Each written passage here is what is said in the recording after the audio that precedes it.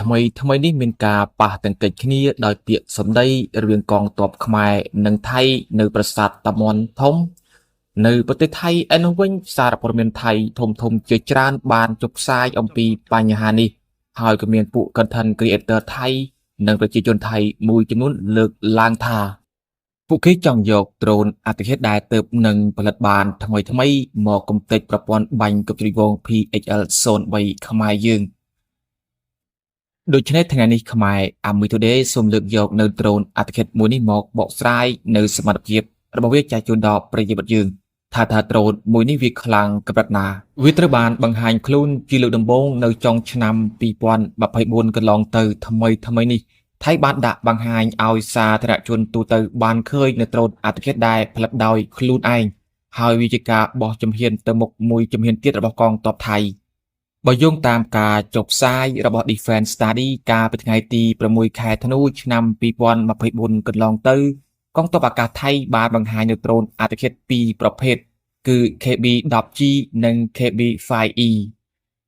ដោយរូបរាងរបស់ដ្រូនទាំងពីរប្រភេទនេះស្រដៀងគ្នាទៅនឹងដ្រូន Shahed 136របស់អ៊ីរ៉ង់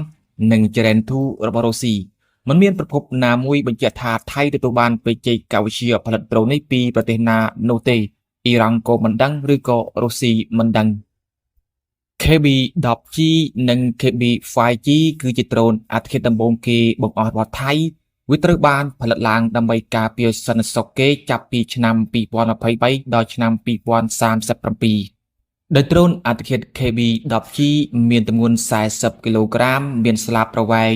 1.7 ម៉ែត្រនិងមានក្បាលគ្រាប់ទម្ងន់10គីឡូក្រាមប្រើប្រាស់ម៉ាស៊ីនសាំងអាចហោះក្នុងល្បឿន120គីឡូម៉ែត្រក្នុង1ម៉ោងល្បឿនបោះពូជទៅរកគោលដៅ220គីឡូម៉ែត្រក្នុងរយៈពេល1ម៉ោងត្រង់កន្លែងនេះខ្ញុំសូមបញ្ជាក់ផងដែលថាការបើវាចាប់គោលដៅបានហើយវានឹងបង្កើនល្បឿនលឿនជាងមុនសំយ៉ងក្បាលចុះក្រោមបំផ្លាញគោលដៅតែម្ដងហើយចម្ងាយប្រតិបត្តិការរបស់វាវិញគឺ500គីឡូម៉ែត្រ